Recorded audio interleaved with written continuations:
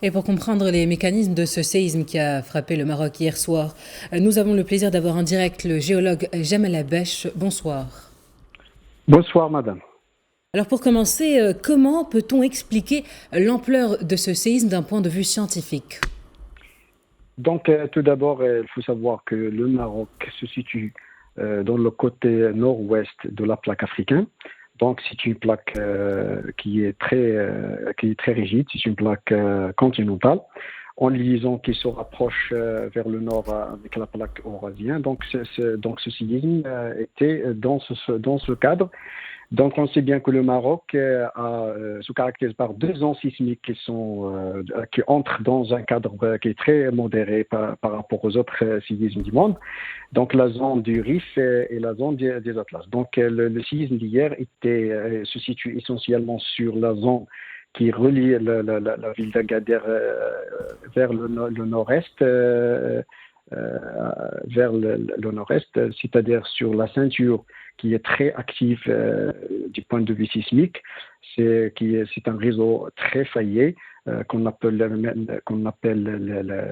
faille qui est très connue, la faille de Tizintest, donc qui s'étend sur plus de 350 km vers le nord-est, donc vers Zaouiat Ahmar.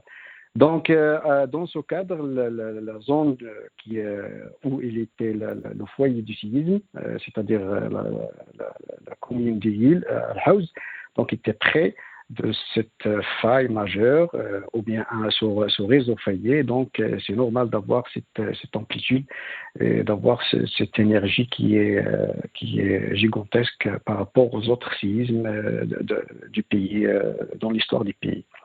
Voilà. Alors en parallèle, comment peut-on expliquer la relation des plaques tectoniques et le séisme? Vous avez dit que la région d'Al-Haouz se trouve près de la faille, mais comment peut-on expliquer le lien entre le mouvement des plaques et le séisme en fait? Oui, donc la tectonique des plaques, il y a une liaison entre la tectonique des plaques. On sait bien que la plaque africaine s'éloigne de celle de la plaque américaine et du côté du nord, elle se rapproche de la plaque eurasienne. Donc ici, tout point d'intersection entre ces plaques-là, il existe des failles à toute ampleur. Donc chaque faille a ses caractéristiques selon la structure lithologique de la zone. Donc il y a plusieurs facteurs qui entrent dans ce cadre. Donc il y a toute une liaison entre la tectonique des plaques et l'activité sismique. Voilà. Alors, si on peut le dire en parallèle, les mouvements des plaques tectoniques dus au séisme sont souvent les plus dévastateurs, n'est-ce pas? Pas toujours.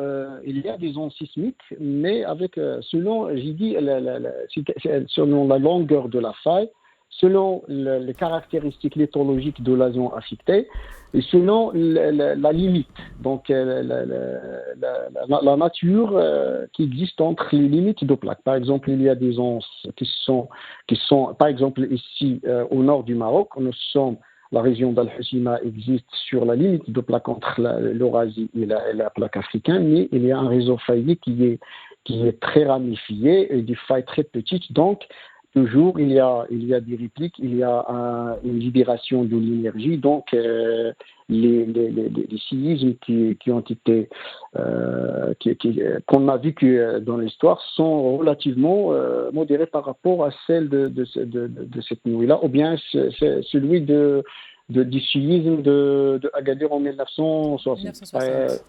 Parce que lorsqu'on fait une comparaison entre le réseau de failles qui existe entre le nord et le sud, il y a une très grande différence.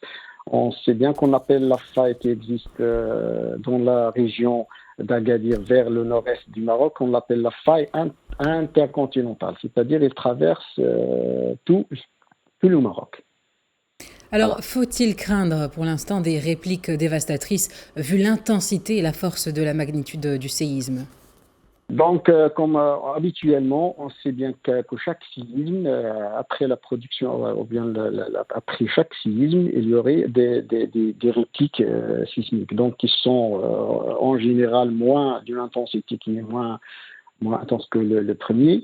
Avec le temps, ça va être modéré de petit à petit, mais elle peut être restée pendant des heures, des jours, voire même des mois.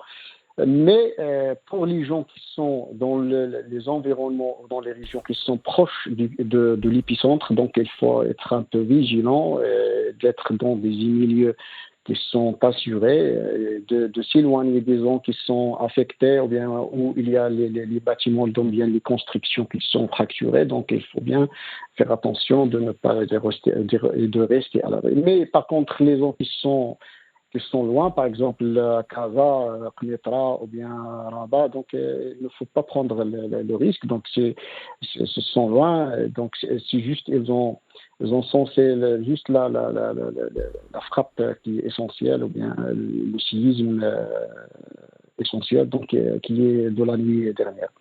Donc pour ces gens-là ou bien ces habitants-là, il faut rester à l'aise dans leur maison, donc pas de problème pour ces gens qui sont loin de la zone qui est affectée.